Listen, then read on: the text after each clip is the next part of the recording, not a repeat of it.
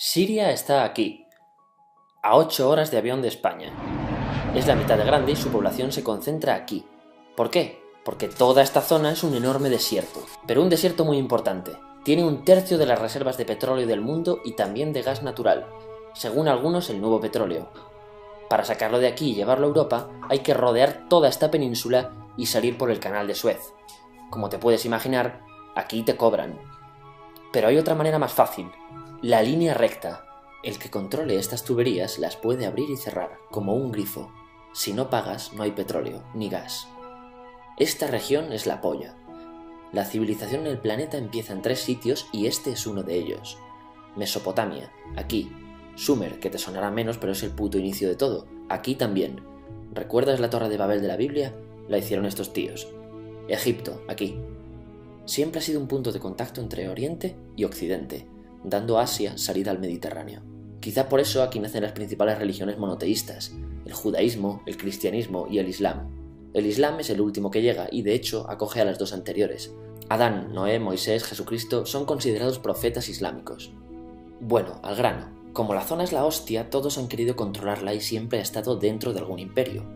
Persas, griegos, los romanos.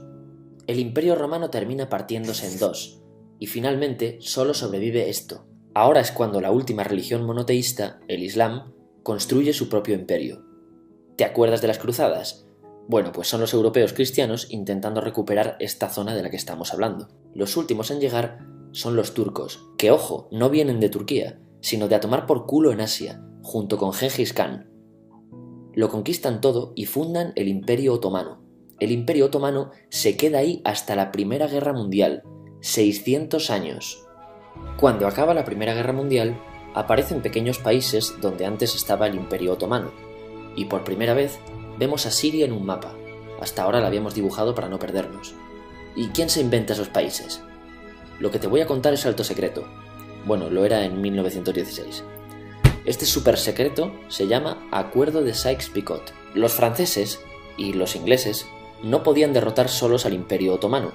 Solo podían si les apoyaba la gente que vivía dentro, en su mayoría árabes. ¿Cómo se los ganaron?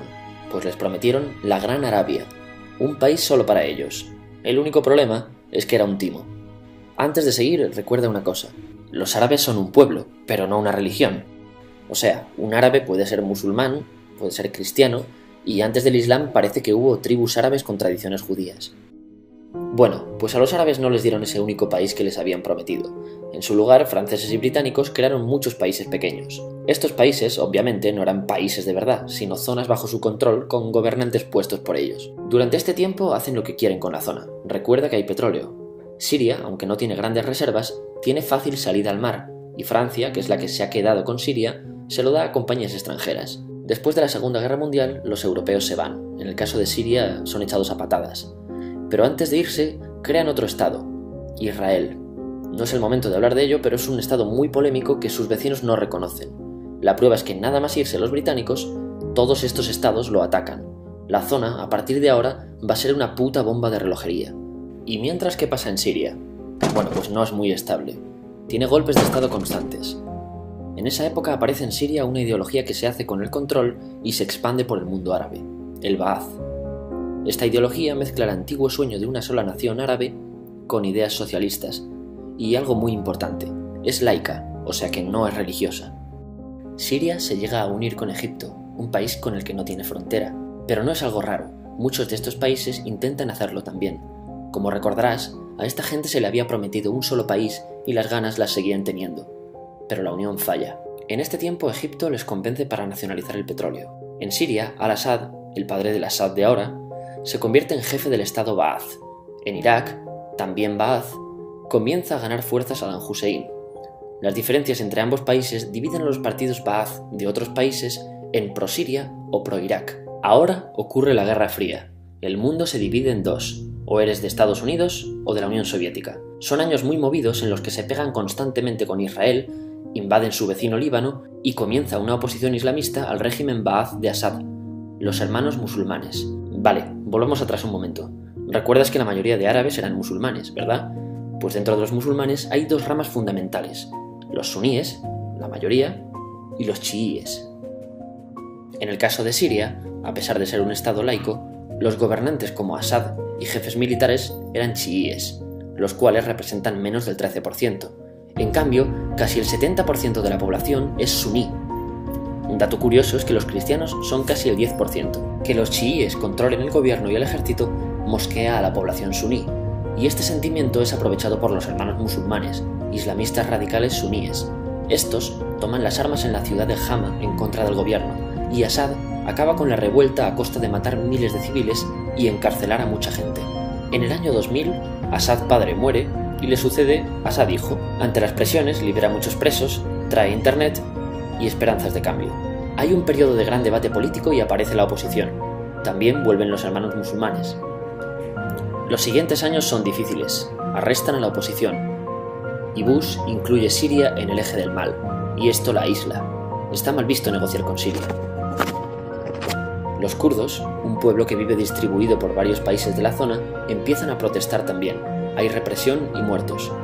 En 2011, te sonará esto, ocurre la Primavera Árabe. ¿Qué es esto? Bueno, es una protesta que se va propagando por todos los países árabes pidiendo más democracia. Como ves, el mundo árabe, a pesar de estar dividido en países, tiene tendencias generales. Cuando llega a Siria, Assad hijo termina usando el ejército y en los enfrentamientos mueren unas 1000 personas. Los enfrentamientos irán escalando hasta que se conviertan en guerra civil. No hay un momento exacto de inicio. Lo importante es que hoy en día hay numerosas facciones en juego. Vamos a verlas. Pero primero piensa en que todo está dividido entre chiíes, la minoría, y suníes, la mayoría. Chiíes y además laicos, o sea no religiosos, son el gobierno de Al-Assad. Controla todo esto, que si recuerdas son básicamente las zonas chiíes del país. El gobierno de Assad está enfrentado al resto. También mayoritariamente laico, pero suní, es el Ejército Libre de Siria o FSA en inglés. Junto con el Frente Islámico, que es religioso, y otros 70 y pico grupos más, forman una coalición que la prensa llama simplemente la oposición. También suníes e islamistas, pero radicales, son Al-Nusra, llamados Al-Qaeda en Siria, porque son básicamente eso, Al-Qaeda en Siria. Otros islamistas radicales son el ISIS o Estado Islámico. Salen de Al-Qaeda en Irak, controlan la mayor parte de Siria e Irak y se han hecho famosos por sus atrocidades. Su objetivo teórico impacta a muchos. Es un Estado Islámico a lo largo de Asia, África y Levante, aunque a ti ya te suena, ¿verdad? En naranja tenemos al pueblo kurdo, que recordarás porque el presidente Al-Assad lo reprimió, al igual que gobiernos de países próximos también hacen. Ahora controlan militarmente esta zona. Antes de terminar, repasemos los apoyos internacionales a fecha de octubre de 2015. Las fuerzas de Al-Assad son apoyadas por Rusia, que ya tenía base militar en el país antes del conflicto, por Irán y por China. Todos son países de lo que Europa llama Oriente. En contra de Assad, apoyando a la llamada oposición, luchan Estados Unidos, Turquía, Francia, Gran Bretaña y Arabia Saudí. Podemos terminar con algunas conclusiones. Te advierto que esto ya es pura opinión. Si recapitulamos, vemos que la región es estratégica. Por su situación privilegiada, todos la quieren. Siria siempre ha estado bajo el paraguas de grandes imperios. Piensa que hace 100 años la actual Francia era Francia, Gran Bretaña era Gran Bretaña, pero es que hace 200 también, y hace 300 también, y hace 400 también. En cambio, Siria solo es Siria desde hace menos de 100 años, y solo se gobierna a sí misma desde hace poco más de 50. Además, jamás decidieron sus fronteras, se las impusieron. Europa divide Oriente Medio a su antojo para controlarlo, diseñando países sin tener en cuenta su población. Muchos historiadores dicen que todo pueblo tiene la necesidad de manejar su propio destino, pero estos ingredientes que hemos visto juegan en contra de proyectos como la Siria Ba'ath, que encima usa la represión para mantenerse. En última instancia, producen una guerra civil. En este contexto no es extraño que aparezcan actores que se alimenten de la desesperación, el sentimiento suní de opresión y la visión de Occidente como invasor. ISIS usa la identidad árabe y la mitología de antiguos imperios. Cuando quieras entender el presente, pregúntate, ¿y el pasado?